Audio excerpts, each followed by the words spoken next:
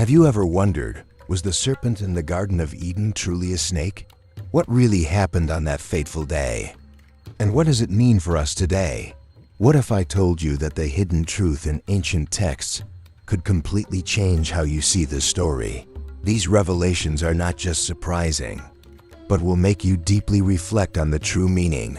Let's uncover this mystery and explore the hidden truth behind one of the Bible's most famous stories. The serpent in Genesis is one of the most enigmatic figures in religious history. For centuries, we've pictured a sly, slithering snake tempting Eve. But what if that's not the full story? Maybe it's not that simple. Scholars have long debated the true identity of this creature. Some believe it's not just a snake, but a symbol of chaos. Or perhaps it holds something deeper, far beyond what we've imagined. Today, we're going to peel back the layers of this ancient mystery and uncover the shocking truths hidden in the original Hebrew text. Buckle up, because what we find might challenge everything you thought you knew. Join us on this journey to uncover a mystery that's been hidden for millennia. To understand the serpent, we need to travel back in time, back to the culture and mythology surrounding ancient Israel. Ningishita, for example, was a serpent deity connected to the underworld and knowledge. Similarly, in Egyptian lore, the serpent could symbolize both protection and destruction. But here's where it gets interesting. The Hebrew word used for serpent in Genesis is nakash, a term that doesn't just mean snake. It can also refer to something shining or bronze, hinting at a radiant, possibly divine being. Could this serpent be more than just an animal? Could it be a celestial figure, even a rebellious divine entity? And then there's the context. In Genesis, the serpent isn't crawling on its belly initially. That punishment comes later. So what form did it take before that? Was it upright? Could it speak because it wasn't an ordinary snake? These questions lead us deeper into the mystery, and ancient texts might hold the key. The Garden of Eden isn't just a garden. It's a symbol of perfection, where humans and God were once close. And at the center of this story is the tree of knowledge. A tree of truth, of life, and of choice. The serpent didn't just tempt Eve. It posed questions that made her doubt her own beliefs. Think about it. What must have gone through Eve's mind as she gazed at the fruit? She was torn between faith and curiosity. The moment she touched the forbidden fruit wasn't just an action. It was a choice with profound consequences. And the moment they ate the forbidden fruit, everything changed. A strong wind swept through the garden. The light dimmed. Adam and Eve suddenly realized they were naked. Shame enveloped them for the very first time. The serpent, now hiding in the shadows, seemed to have achieved its goal. But God appeared. He asked, "What have you done?" A question that shook the entire garden. Adam blamed Eve, and Eve blamed the serpent. A chain of blame began, but no one could escape the consequences. You will crawl on your belly and eat dust all your days. God decreed for the serpent a punishment that could not be undone. Adam and Eve were cast out of Eden. They walked away, heavy-hearted, knowing they had lost perfection forever. A flaming sword guarded Eden's entrance. No one could return. No one could touch the tree of life again. And the serpent? It became a symbol of betrayal, a cautionary tale for humanity for all time. This story reminds us of the power of choice and the consequences it can bring. Now, here's where everything changes. Some scholars suggest that the serpent in Genesis could represent a seraph, a type of fiery being. In Isaiah, the seraphim are depicted as majestic winged creatures. Could the serpent in the Garden of Eden be a fallen seraph? This interpretation aligns with the notion of the serpent as an otherworldly being possessing immense knowledge and communicating with Eve. But there's more. The use of nakash in Hebrew might also connect this figure to the idea of enlightenment, a bringer of forbidden knowledge. When the serpent tells Eve that eating the fruit will open her eyes and make her like God, knowing good and evil, it echoes ancient myths. This isn't just a simple animal tricking Eve. It's a profound moment of rebellion against divine order. The serpent becomes a symbol of autonomy and questioning authority, shaking the very foundations of the story.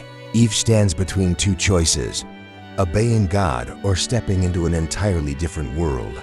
The forbidden fruit, a symbol of knowledge, is both alluring and dangerous. And as she decides to eat it, everything changes forever. That act not only alters Eve's destiny, but that of all humanity. Adam looks at Eve, sensing the change in her eyes, and a difficult choice awaits him. He stands before a question. Will he follow or resist this call? But as Adam eats the fruit, their world collapses, and their innocence is lost. This is the moment they realize that every action has consequences. The Garden of Eden, a perfect place, is no longer their home. They are cast out of the garden, bearing the burden of knowledge. And this is the price of seeking knowledge, losing innocence and facing harsh reality. But beyond the darkness lies a new journey, a chance to seek redemption. Their story doesn't end here, it's only the beginning. The forbidden fruit, now just a memory, but its lesson echoes forever. This is a story of choice, of knowledge, and the consequences it brings. And despite the challenges, they always have a chance to redeem themselves. This story reminds us that even in darkness, light can still shine. And together, they move forward, stronger than ever. Because every ending brings a new beginning. So what does this mean for how we understand the Genesis narrative? If the serpent isn't just a snake, but possibly a fallen divine being, then the story shifts. It's no longer just about humans being deceived by a cunning animal. It's a cosmic drama about free will and divine knowledge. This new perspective also reframes the concept of good and evil. The serpent isn't necessarily pure evil. It's a figure that complicates the narrative, raising questions about whether the pursuit of knowledge is inherently bad. The punishment of Adam and Eve isn't just about disobedience. It's about humanity stepping into a realm they weren't meant to inhabit, with the serpent as the catalyst.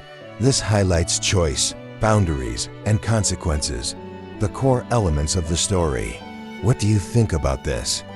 Is this story not just about wrongdoing, but about humans seeking what's beyond their capacity?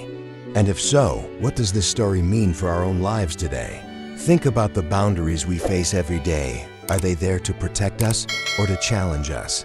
Our lives are like a river, ever moving forward, sometimes stumbling upon great rocks. So how can we live in harmony with the things we cannot change? Is it sometimes true that only by facing the unknown with courage can we truly grow?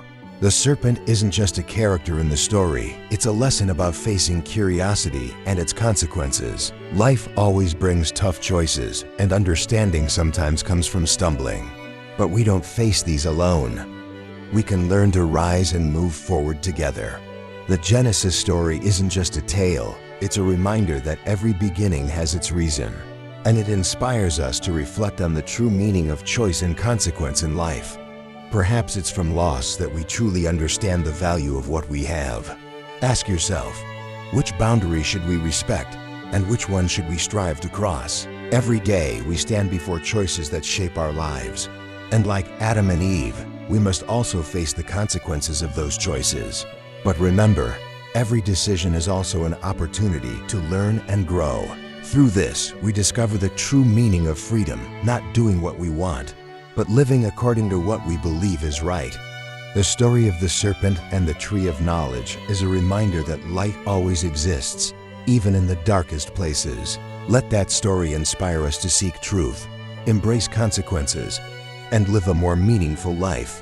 To summarize, the serpent in Genesis might not be the creature we've imagined for centuries. Its identity as a Nakash hints at something far more complex or radiant, possibly divine, being tied to wisdom and rebellion. This reimagining of the serpent challenges us to look deeper into the text and the cultural context in which it was written. By seeing the serpent not just as a villain, but as a multifaceted symbol, we open the door to richer interpretations of this story. It's a reminder that these texts aren't just historical artifacts. They're living narratives that continue to shape how we see the world today. The serpent in the Bible isn't just a symbol of rebellion, but also evokes a yearning for wisdom. Knowledge can be both a gift and a challenge that humanity must confront. The path we choose, based on how we interpret this story, can shape the way we live and believe. Does every aspect of this story remind us that every choice has two sides? Reflect. Are we criticizing a symbol we haven't fully understood? The serpent symbol could be a mirror reflecting human nature. So, do we have the courage to face the truths hidden in these ancient stories? Open your heart, seek the truth, and let the story guide you to new meanings. Because this story isn't just about the past, it's about us here and now. The serpent story can teach us how to live with harmony and wisdom. We can find peace in these ancient stories if we learn to listen and feel. Let's learn together, for stories like this always have something to teach us. The lessons hidden within can illuminate the path we walk. Ask yourself, what do these ancient symbols mean for our modern lives? Understanding can come when we accept that things may be more complex than we think. These stories are invitations for us to keep exploring and reflecting. Each story is a door to new horizons of understanding. Let the serpent story be an inspiration, a reminder of curiosity and courage. For it's only when we open ourselves to knowledge that we truly understand our place in the universe. Let this story guide us to explore the unknown and walk with wisdom. What do you think? Is the serpent in Genesis more than just a snake? Share your thoughts in the comments. I'd love to hear your interpretations. And if this topic intrigues you, check out our video on the Tree of Knowledge and how it connects to ancient mythologies. Don't forget to like, subscribe, and hit the bell so you won't miss the next deep dive into the mysteries of the Bible. Thanks for watching, and see you next time.